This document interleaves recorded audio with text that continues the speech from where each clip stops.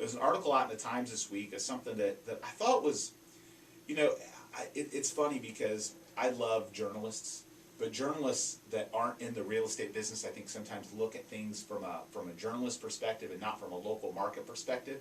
But there was an article this week about thinking of buying a home, you may want to wait until October. And the whole article was about how statistics nationally tell you to wait until October or November. But, you know, fortunately, the real estate market isn't a national market. You know, what happens in Tampa doesn't happen in Detroit or Indianapolis or other parts of the country.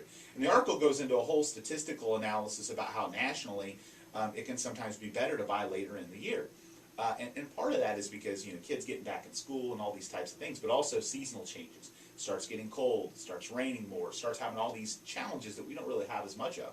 Statistically in Tampa, everything that they talked about nationally, and this is supposed to be an article about Tampa, Tampa bucks the trend for all these statistics. We don't match the same statistical trend where it's better to wait, because in reality, November, December are some of the best, you know, real estate months of the year.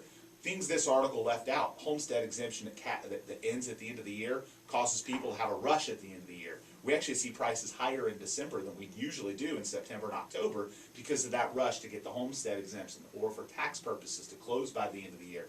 A lot of people that talk about national statistics, and when they apply them to local market, experts can see through that. And realistically, it's a flawed article. It's not factual for Tampa Bay. It may be factual in other parts of the country, but it's not factual for Tampa Bay. If you're thinking of buying a home and waiting until the end of the year, you're going to pay more. We're appreciating right now, and December is a strong real estate month for Tampa. We don't have all the challenges that up north has when, you know, seasonal things come into play, and this article completely left that out. So if you read that article and you're thinking waiting, it's a mistake in Tampa Bay. We buck the trend. We do not follow the same statistical trend that RealtyTrac pushed out nationally, you know, because we're different. And you know, so it's funny when, you know, sometimes statistics get spun a certain way and it doesn't necessarily apply because real estate's so local. Well, based on that article, here's an interesting point then. You would want to definitely buy now, because then you have less buyer competition. Correct. If everybody's waiting, Correct. buy now. Yeah. You're not bumping up against It's why when I read the article I just cringed, because, you know, if you know, the author would have spoken to somebody locally, they would have told, you know, the person that wrote the article that you know, that's just flat out wrong in Tampa Bay. It doesn't happen that way here. You know, you can't make a national statistic and apply it to everywhere and think that it happens here. It's the same thing when, you know, if you're reading the newspaper in Detroit, you're going to see different real estate information than you're going to see if you're reading the newspaper in Tampa. And it's frustrating because I see it a lot, and then it confuses consumers. Consumers are out there thinking, oh, I should wait. The newspaper said I should wait. And I'm pretty sure that the newspaper's wrong, you know, in some instances. So, you know, when I saw the article, thinking of buying a home, wait. No, that's a mistake here. Our values are going up, our prices are going up, and we don't have, in fact, you know, like I said, you know, the end of the year is actually stronger. You know, it gets better. Our prices are going up. So some of the statistical norms that RealtyTrac and some of the national statistical providers put out, you know, don't apply here. And I think, Arnie, you guys see the same thing in the mortgage side of things, right? Yeah, we're like, normally September is a month that it starts to slow because of people going back to school. Yep.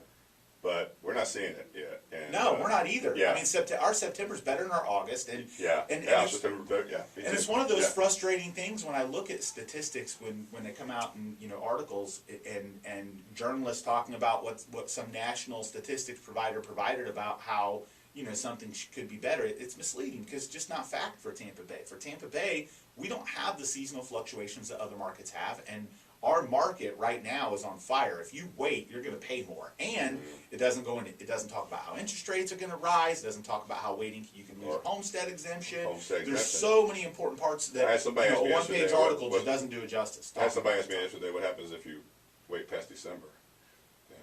You know, your taxes. You know, if you're buying a home that already doesn't have homestead taxes, then your property taxes are going to be higher by the next year. It's going to get assessed again, and your homestead's going to get locked in a year later. And a lot of people miss that. So if you read that in the newspaper, you know, disregard it, because if you're talking about buying in Tampa, because it's just not factual.